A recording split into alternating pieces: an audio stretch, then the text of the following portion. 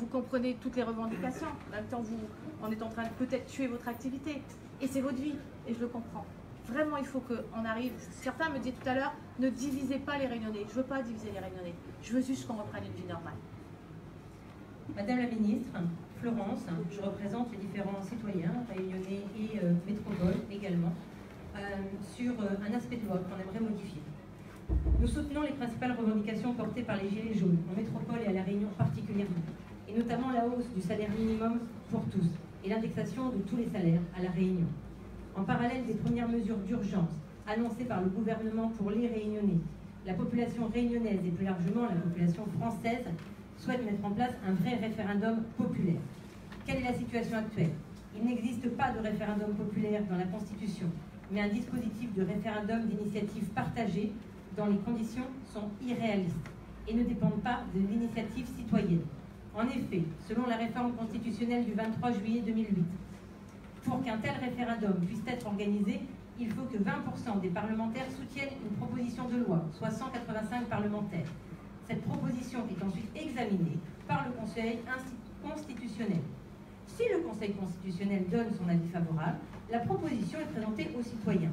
Et il faut que plus de 4 millions de personnes soutiennent cette proposition pour que celle-ci soit enfin soumise à un référendum.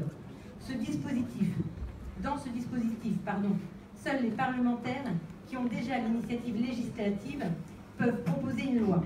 Le citoyen n'a pas voix au chapitre. Pour preuve, aucun référendum de ce type n'a été organisé depuis la promulgation de la loi. Quelle est notre demande? Nous demandons de modifier la Constitution française afin de permettre l'organisation de référendums d'initiative populaire. Article 11 de la Constitution. Nous souhaitons que tout citoyen puisse proposer une pétition citoyenne concernant des modifications, créations ou suppressions de lois.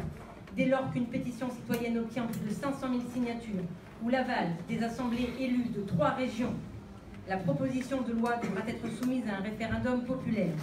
Les lois proposées porteraient sur les domaines social, économique, environnemental et autres sujets à débattre avec les citoyens dans le cadre d'un premier référendum qui permettrait à chaque citoyen de s'exprimer à ce sujet.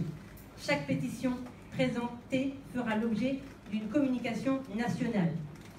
Différents écrits complémentaires vous seront transmis d'ici peu. L'objectif est clair, permettre aux Français de pouvoir intervenir directement pour donner leur avis sur les créations, suppressions et modifications de lois. Le but est d'obtenir des lois représentatives de la vie majoritaire de la population. Pourquoi cette demande? Parce qu'il y a de nombreuses décisions prises par les élus qui ne représentent pas les souhaits et les préoccupations de tous les citoyens. Le système actuel ne permet pas de faire entendre la voix des citoyens. Pire, il favorise des lois qui vont à l'encontre de l'intérêt général. La politique de gouvernement actuelle, loin d'être celle souhaitée par la majorité des Français, est régulièrement contestée par des manifestations populaires. Pourtant, le pouvoir en place n'en tient pas compte et fait fi des revendications populaires. En parallèle, plusieurs pays connaissent déjà ce système de référendum d'initiative populaire, comme la Suisse, les États-Unis et l'Italie. Et la France pourrait, elle aussi, être pionnière dans l'exercice direct des pouvoirs par le peuple, pour la satisfaction du peuple, par des lois plus justes.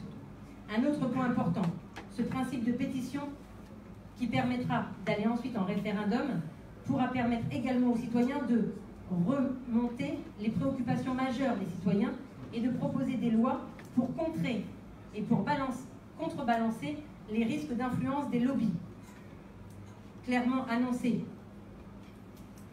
De plus, en plus de cette proposition de référendum, les Français souhaitent que la prise en compte des votes blancs soit réellement effective, avec de nouvelles propositions en cas de vote blanc majoritaire.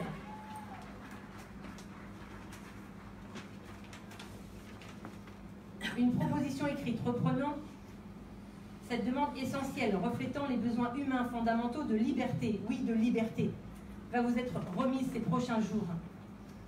Comme tout pouvoir nécessitant un contre-pouvoir efficace, les modalités de ce référendum présenteront également les garanties suffisantes permettant de ne pas porter atteinte aux droits et aux libertés fondamentaux de tout à chacun.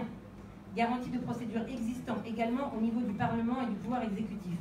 Il sera donc possible pour tout citoyen de s'assurer que les propositions de loi soient respectueuses des libertés et des droits fondamentaux garantis par les traités internationaux et la Constitution.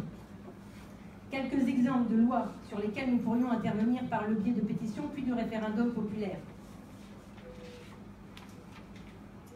Réactiver la loi concernant les emprunts d'État à taux zéro auprès de la Banque de France. Les citoyens n'ont pas à payer les emprunts d'État via des banques privées. La dette de la France était minime avant les modifications de cette loi. Modifier les lois qui privilégient certaines catégories de personnes et vont à l'encontre de l'égalité entre les citoyens, et notamment les catégories professionnelles privilégiées. Abroger le texte de loi accordant un prêt à taux zéro pour les sénateurs pour les prêts immobiliers, alors que nous payons 3 fois notre maison en payant les intérêts, pas eux. Réactivation de la loi sur l'ISF.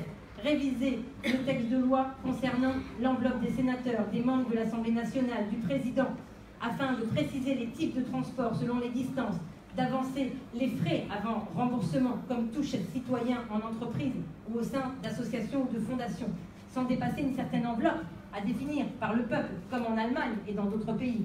D'abroger le texte de loi concernant l'abrogation des taxes pour les sénateurs. Modifier le texte de loi concernant les avantages des présidents sénateurs membres de l'Assemblée nationale afin qu'ils aient droit uniquement et comme tout citoyen à 2 ans de droit chômage et aucune autre indemnité telle que les retraites à vie afin d'honorer l'égalité entre citoyens et d'appliquer des lois représentatives de la République. Pour finir,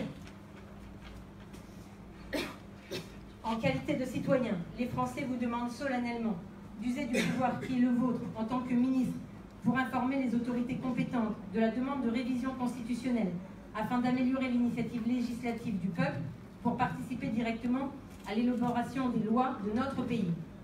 En vertu de la Constitution du 24 juin 1793 sur la Déclaration des droits de l'homme et du citoyen, le peuple français, convaincu que l'oubli ou le mépris des droits naturels de l'homme a le devoir d'exposer dans une déclaration solennelle ses droits sacrés et inaliénables, afin qu'il ne soit jamais opprimé, avili par la tyrannie, afin que le peuple ait toujours devant les yeux les bases de sa liberté et de son bonheur. En clair, et pour conclure, la modification de l'article 11 de la Constitution permettra à chaque citoyen d'user de son droit d'alerte aux abus et d'être force de proposition par pétition puis référendum afin de redevenir acteurs des lois de notre pays. Parce que les élus sont à notre service, que nous les payons chaque mois. Ils doivent écouter l'avis majoritaire du peuple.